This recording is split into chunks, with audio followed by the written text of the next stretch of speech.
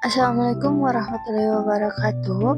Perkenalkan, nama saya Cucu Cahyati dari kelas PGMI A2. Di sini saya akan menyampaikan mengenai permasalahan yang dialami oleh anak sekolah dasar, khususnya yang ditinjau dari aspek pribadi dalam bimbingan dan konseling. Aspek pribadi ini tidak hanya terbatas pada lingkungan sekolah saja, tetapi juga mencakup kondisi dan situasi di lingkungan rumah. Dalam aspek ini, hal-hal seperti kemampuan anak dalam mengelola emosi, mengendalikan tangisan, dan menghadapi tekanan perasaan menjadi bagian penting yang perlu diperhatikan. Baik teman-teman, kita lanjutkan lagi membahas tentang aspek pribadi.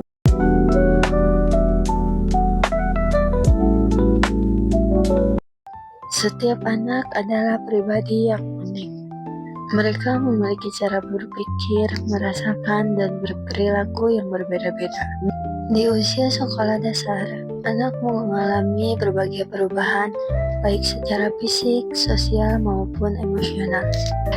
Pada masa ini, mereka mulai mengenali jati diri, membentuk kebiasaan, serta belajar menyesuaikan diri dengan lingkungan sekitar. Namun, tidak semua anak mampu memahami dirinya dengan baik. Banyak anak yang menghadapi permasalahan seperti merasa tidak percaya diri, mudah marah dan menangis, menarik diri dari lingkungan, dan takut gagal atau cemas berlebihan.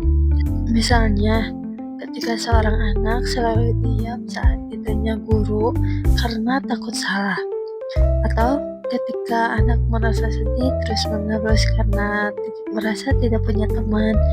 Ini bukan hanya masalah perilaku, tapi juga menyangkut kondisi emosional dan perkembangan jiwa. Permasalahan pribadi pada anak bisa disebabkan oleh kurangnya perhatian dan komunikasi dari orang tua, lingkungan yang kurang mendukung, kurang mendapat penguatan positif, dan tidak diberi ruang untuk mengekspresikan diri. Anak-anak butuh kasih sayang, pengertian, dan pendamping yang konsisten untuk membantu mereka tumbuh dengan sehat, baik secara fisik maupun emosional. Untuk membantu anak membatasi masalah pribadinya, ada beberapa hal yang harus dilakukan. Yang pertama, edukasi emosi sejak dini. Ajarkan anak mengenali perasaan mereka seperti senang, marah, sedih, atau takut. Yang kedua, pendekatan komunikatif. Ajak anak berbicara dengan lembut, dengarkan cerita tanpa menyela. Berikan kalimat seperti, "Apa yang kamu rasakan?" atau "Kamu ingin cerita apa?" Hal itu membuat anak merasa dihargai. Yang ketiga, kegiatan reflektif. Ajak anak menulis atau menggambar perasaan mereka setiap hari. Misalnya, hari ini aku merasa senang karena bermain bersama teman. Yang keempat, bimbingan konseling individu. Jika anak mengalami masalah yang lebih dalam, guru BK dapat memberikan pendampingan khusus agar anak merasa aman dan dimengerti. Yang kelima adalah pembiasaan positif di sekolah dan di rumah. Budayakan saling menyapa, memberi pujian, serta memberi kesempatan anak untuk menyelesaikan masalahnya sendiri dengan bimbingan.